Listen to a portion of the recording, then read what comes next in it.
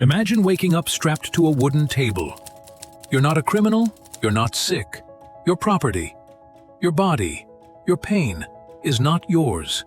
Because in the early days of American medicine, science advanced not through ethics, but through ownership. This isn't just a footnote in history. The very foundations of modern American healthcare were built in part on the backs and open bodies of enslaved black men and women. They didn't give consent. They didn't get anesthesia, and no one ever told their stories. Until now. In the 18th and 19th centuries, American doctors had a problem. They wanted to learn, practice, experiment, but they had no patients willing to be experimented on. The solution? Human chattel. In the American South, physicians could legally buy enslaved people, often young women, and use them for surgical experiments, anatomical dissection, or teaching material for medical students. It was the dark economy of early medical education. James Marion Sims, often called the father of modern gynecology, built his reputation operating on enslaved women without anesthesia. One of them was Anarcha, a teenager who endured over 30 surgeries on her reproductive organs. Did she ever consent? Did she ever recover? History barely remembers her name. But Sims got statues. By the 1830s, Southern medical schools were so desperate for cadavers, they turned to grave robbing, especially from black cemeteries. In Louisiana, records show that hospitals purchased enslaved people specifically for clinical trials.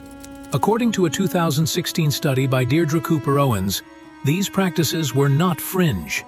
They were widespread, taught, and celebrated in medical institutions. Imagine being 15, taken from the fields. Your owner signs a paper. You're sold to a hospital. You're examined, stripped, photographed, and prepared. Then the doctors begin their lessons. On your living body, you cry out. They call it data. The horror isn't just that this happened, it's that it worked. These experiments led to advancements in cesarean sections, gynecological tools, and surgical procedures, many still in use today. Modern medicine owes a debt it has never truly acknowledged. This story isn't just about science, it's about humanity.